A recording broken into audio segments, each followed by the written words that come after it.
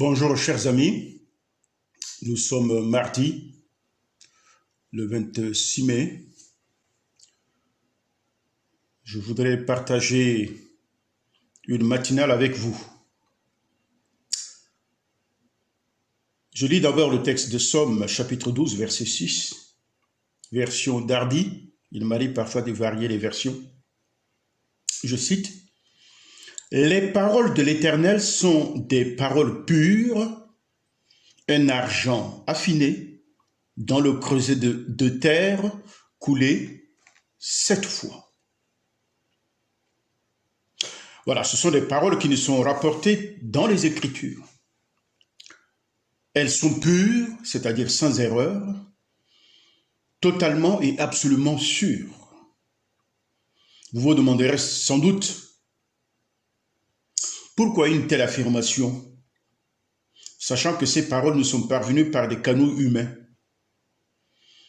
Et tout le monde sait très bien que les hommes ne sont pas exempts de faiblesse ni de faillite. Les hommes sont souvent sujets à des erreurs, d'ailleurs souvent. Et la Bible n'en cache pas, parce que l'Écriture en rapporte la faute de quelques-uns. Comment alors le message de l'Évangile ou de la Bible peut-il être absolument infaillible et digne de confiance et faire autorité?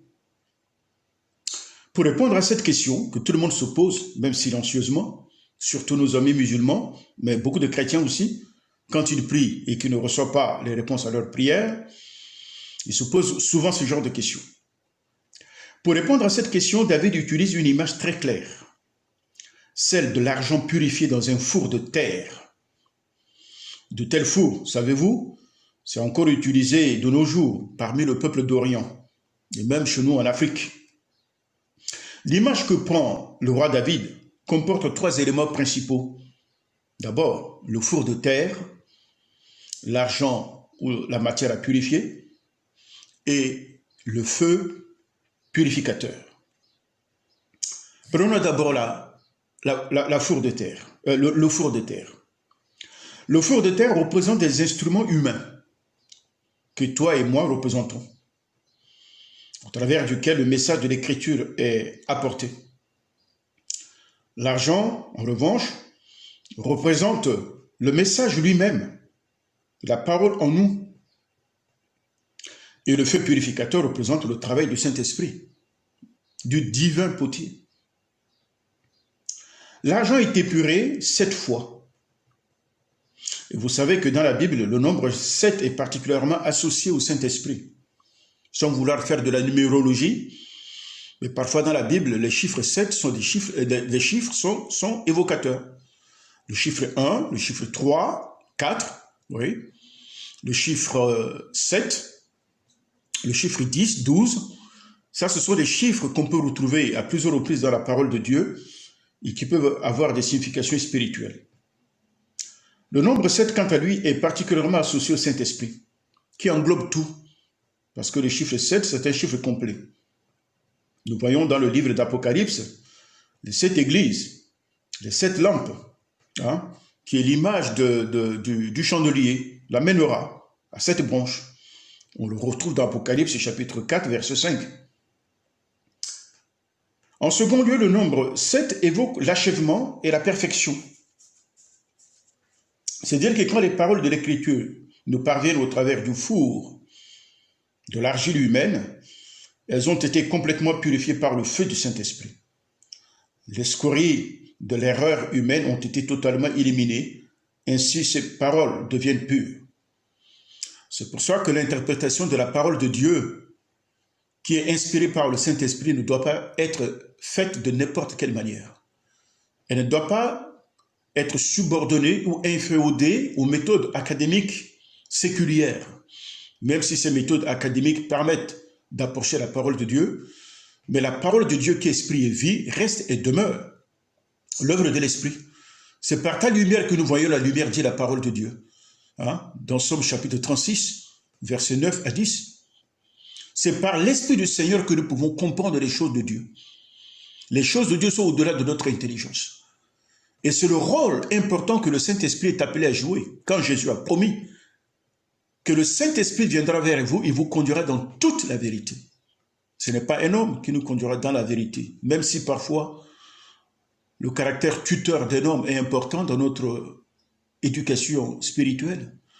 Mais notre croissance et la connaissance de Dieu dans notre vie reste et demeure l'œuvre du Saint-Esprit, que nous devons accueillir, que nous devons apprendre à vivre avec, dont nous devons réaliser la présence qui est une présence divine. Elle est mise à nos côtés pour nous accompagner. Jésus a dit que le Saint-Esprit sera sur vous, il sera avec vous, il sera en vous. Sur vous, avec vous et en vous. Et cette relation que nous avons avec le Dieu par le Saint-Esprit n'est pas le même type de relation que les croyants de l'Ancien Testament ont avec Dieu, de l'Ancienne Alliance. C'est un privilège particulier que nous aurons l'occasion de voir. Ainsi, la parole de Dieu, qui a été purifiée, nous est parvenue par le Saint-Esprit, dans un vase de terre. Et le four, c'est nous. Et Dieu, parfois, nous fait passer par le four, après nous avoir travaillé. Bénir a deux sens. Nous disons, Seigneur, bénis-nous. Mais vous savez que le mot bénir a été employé par Jacob dans le livre de Genèse, si je me souviens, 32, chapitre 32. Lorsque celui-ci se retrouve confronté à l'ange de l'Éternel sur le mont Péniel, la bataille s'est engagée entre Jacob, dont le nom signifie trompeur, et l'ange de l'Éternel, qui n'est rien d'autre que la présence de Christ à l'époque. Cette bataille s'est engagée, il a fini par démonter ou déboîter la hanche de Jacob. Et à partir de là, Jacob porte le nom d'Israël. Qu'est-ce que je voulais dire par là? Je voudrais dire que notre corps, qui est porteur de message de l'Évangile, doit subir une transformation de la part de Dieu. Tant qu'elle n'a pas été subie et tant qu'elle n'a pas été passée par le four de transformation de la part de Dieu, nous pouvons même représenter un danger. Notre intelligence ne sera pas renouvelée et nous tenterons d'approcher la parole de Dieu au moyen de l'intelligence humaine. Et nous réduisons à notre niveau humain le pouvoir transformateur de Dieu. Et la parole de Dieu perd son pouvoir de transformation. Notre transformation de la nature adamique à la nature de Christ se fait avec le Saint-Esprit. Que l'ancienne nature cède la place, qu'elle meure, et que la nouvelle nature reprenne place dans la nouvelle alliance. Avant, nous le voyons au travers d'Abraham, initialement, et qui devient Abraham, avec le H dans son nom. Sarai, et qui devient Sarah, avec le H dans son nom. Ça dépend, selon les versions. De Jacob, qui devient Israël. De Jonas, de Simon Jonas, qui devient Pierre. De Saül, qui devient Paul. Et nous voyons que dans la vie des uns et des autres, il y a une période de transformation qui se fait par la parole. T'en es où, toi, avec le Seigneur? As-tu traversé cette cape-là de transformation pour tendre vers la perfection?